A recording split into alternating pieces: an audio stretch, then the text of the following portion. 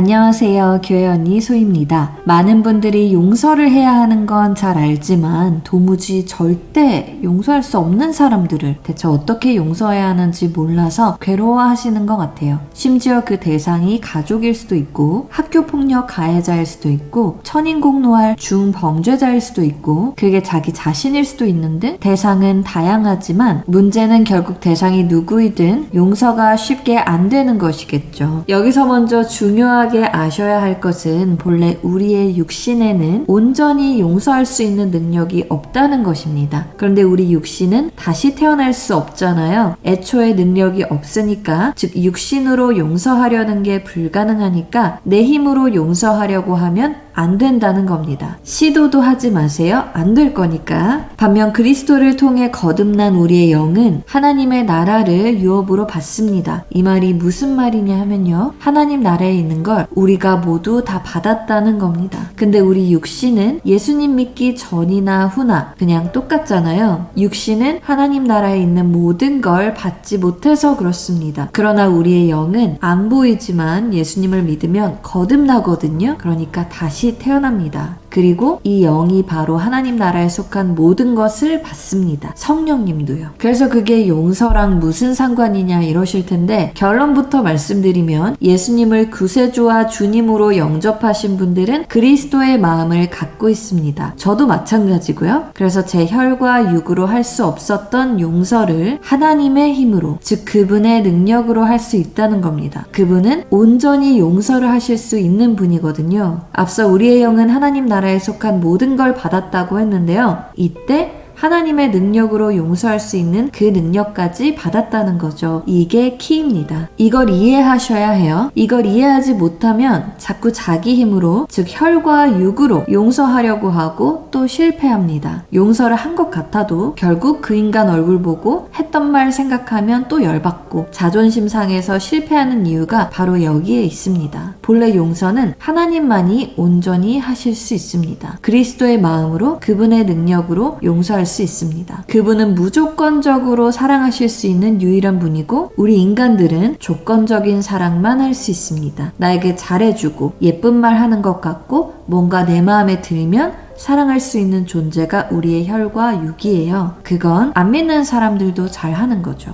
그러나 예수님을 구세주와 주님으로 믿는 우리는 더 이상 혈과 육의 정체성으로 살지 않습니다. 영의 정체성으로, 즉 그리스도의 정체성을 갖고 살죠. 다시 말해 하나님의 능력을 다 상속받은 그리스도로서 그분의 무조건적인 사랑에 접속함으로써 그리스도의 마음으로 용서할 수 없는 사람들을 사랑할 수 있습니다. 더 이상 일시적이고 조건적인 육신적인 용서가 아니라 무조건적인 하나님의 사랑의 차원으로 사람들을 사랑하고 포용할 수 있게 됩니다. 그래서 이제까지 용서가 안 되셨던 분들은 안타깝지만 자신의 능력으로 용서하려고 하셨기 때문에 안 됐던 겁니다. 애초에 강아지에게 야옹을 해보라고 시키는 것, 고양이에게 새처럼 날아보라고 한 것과 같은 이치였던 거죠. 그럼 내가 지금 육신이 펄펄 살아있는데 어쩌란 말이냐 이렇게 말씀하시는 분들께 이 말씀을 보여드려 볼게요. 로마서 8장 3절에서 8절 말씀입니다. 율법이 육신으로 말미암아 연약하여 할 수 없는 그것을 하나님은 하시나니 곧 죄로 말미암아 자기 아들을 죄 있는 육신의 모양으로 보내어 육신의 죄를 정하사 육신을 따르지 않고 그 영을 따라 행하는 우리에게 율법의 요구가 이루어지게 하려 하심이니라. 육신을 따르는 자는 육신의 일을, 영을 따르는 자는 영의 일을 생각하나니 육신의 생각은 사망이요 영의 생각은 생명과 평안이니라. 육신의 생각은 하나님과 원수가 되나니 이는 하나님의 법에 굴복하지 아니할 뿐 아니라 할 수도 없음이라. 육신에 있는 자들은 하나님을 기쁘시게 할 수 없느니라. 즉 우리의 육신의 생각을 부인하고 영의 생각을 따르면 됩니다. 육신의 생각은 하나님과 원수가 된다고 하죠. 즉 하나님의 뜻과 정반대라는 겁니다. 사탄의 생각이라고 보셔도 돼요. 그러나 우리가 성령을 따르면 육신의 소욕을 이루지 않습니다. 갈라디아서 5장 16절에서 18절 말씀. 내가 이르노니 너희는 성령을 따라 행하라. 그리하면 육체의 욕심을 이루지 아니하리라. 육체의 소욕은 성령을 거스르고 성령은 육체를 거스르나니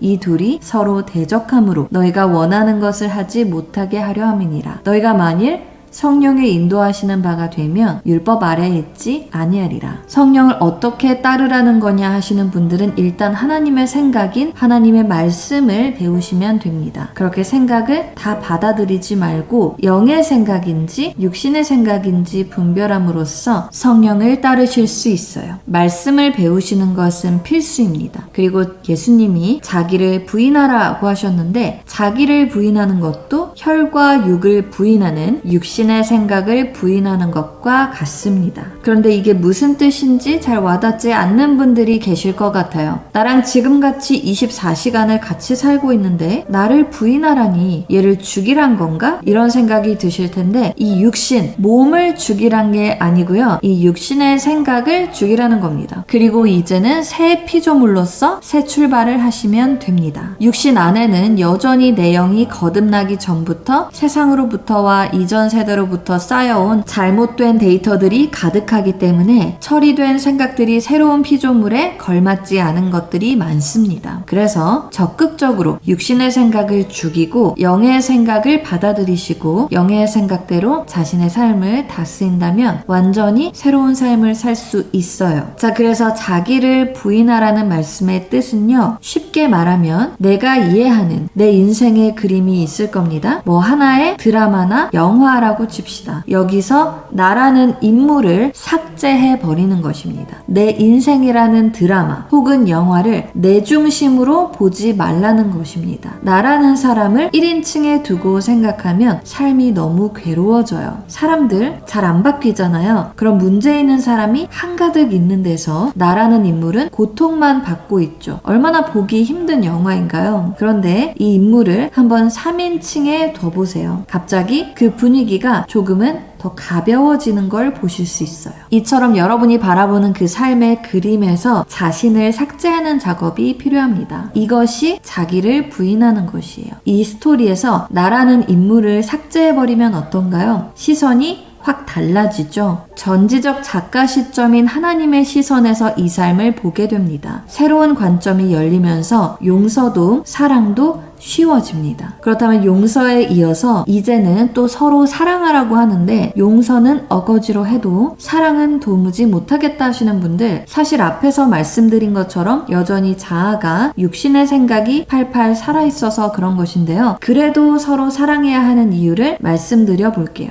납득이 되면 생각이 새로워져서 변화를 받으실 수 있으니까요. 자, 서로 용서해야 하는 이유는요, 이 사람들 결국 천국 가서 영원히 볼 사람들이기 때문입니다. 물론 지금은 안 믿는 사람일 수 있지만 언제든지 예수님을 믿고 구원받을 여지가 있거든요. 그리고 또 꽤나 열받게 하는 인물들이 바로 예수님을 믿는 그리스도인들 아닌가요? 또 우리가 천국에 가도 이 땅에서의 기억 다 갖고 삽니다. 그때는 영이라서 다 생생히 기억할 텐데 그럼 이 땅에서 굳이 안 좋은 기억을 많이 만들 필요가 없겠죠. 영원히 남으니까요. 그래서 그들을 하나님의 마음으로 용서하고 사랑하는 건 결국 나 스스로에게도 좋다는 겁니다. 그들에게 손가락질하지 말고 그들의 발을 씻으세요. 예수님이 그러셨잖아요. 예수님은 하나님 나라 출신이신데 심지어 하나님의 독생자이신데 창조주로서 천지창조도 다 같이 하시고 아담과 하와도 지으셨는데 한 번도 내가 하나님의 아들인데 내가 누구인데 알아서 기어라 이렇게 거들먹거리지도 않으시고 심지어 제자들이 다 배신하고 도망갈 것 다 훤히 아시는데도 그들과 함께 동고동락하시면서 사랑을 표현하셨죠. 예수님 얘기하면 그냥 게임 오버 아닌가요? 하실 수 있는데 물론 제가 여러분더러 배신당하고 사기당했는데도 자꾸 믿고 퍼주고 어리석게 호구가 되란 말씀을 드리는 게 아니라 그들을 미워하는 걸 그만두라는 말씀을 드리는 겁니다. 그냥 과거의 일로 두고 새 출발을 하시라는 의미인 거죠.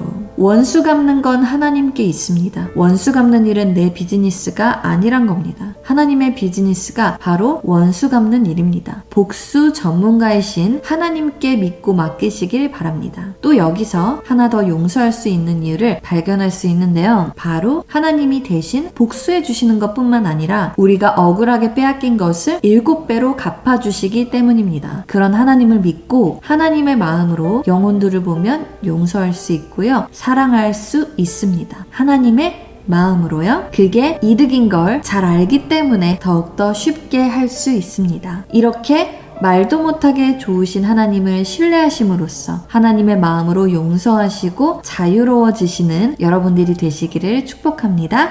감사합니다.